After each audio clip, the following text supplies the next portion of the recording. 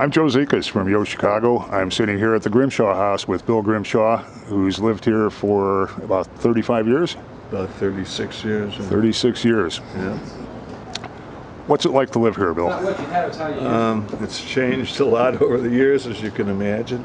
The last couple of years have been gone from hectic to much more mellow now.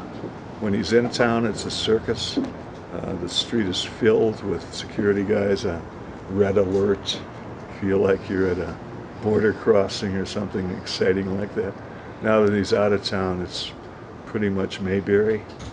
But Mayberry with Secret Service. Mayberry with Secret Service. But you know, it's quiet. It almost seems rural. There's no car traffic. The kids that play out in the street, dogs and cats run around. And the Secret Service, we're on not first name basis, but we're friendly. We wave to one another. There's no high-tech security stuff going on. Hyde Park is a very special kind of place. It's a very different community from anywhere else in Chicago.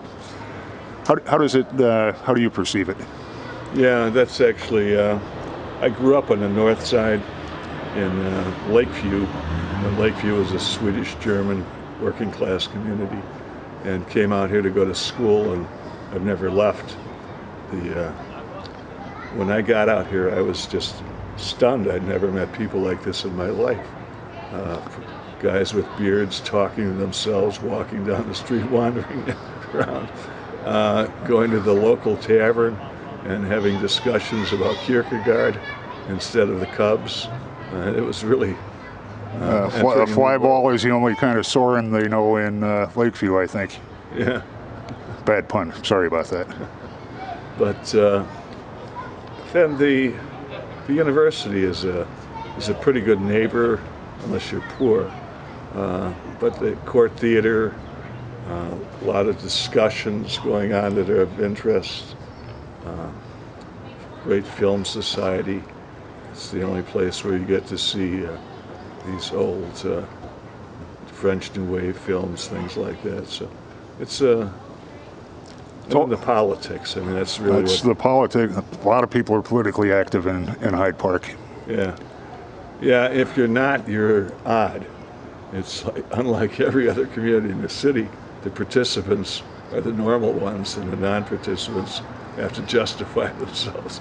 So, yeah, I majored in political science, but from a kind of a philosophical, theoretical point of view. So when I was asked to participate in the campaign, I thought, that's not the sort of politics I'm interested in. I want to read, something of theoretical value about politics, not actually get my hands dirty. So there's the Independent Voters of Illinois. I have a crackpot do-gooder group, Lakeshore Liberals. I've never met people like that before.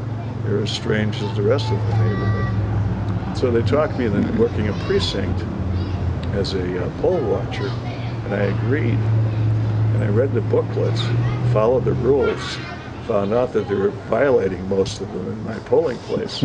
So I objected.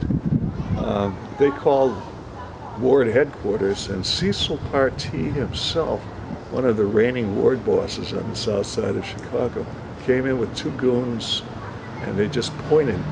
The judges pointed to me. He pointed me out to the goons. They physically lifted me out of my chair and deposited me in the hallway. So I said, this is more interesting than I thought it was going to be. It's a political movement of a different kind, it sounds like. New meaning to the word movement, that's right. New meaning to the word movement. So Chicago-style movement. I called the headquarters, the IVI headquarters, and told them what they did to me. And the guy said, they have no right to do that. Get back in there. I said, oh boy, are these guys crazy?